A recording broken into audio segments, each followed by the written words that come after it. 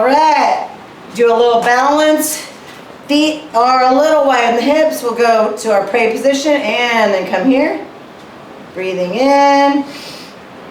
If you focus your eyes about head level or forward, it really does help with your balance.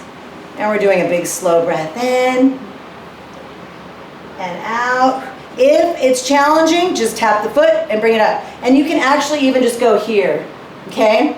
Everyone's balance flexibility is going to be different. We're constantly working it to get it better and better. Now we're switching sides, breathing in and out. Getting that focal point. Big breath in and out. Excellent. Come down. All right, feet wide. Let's do a big breath in. Stretch it up. Oh, and exhale. Awesome job tonight.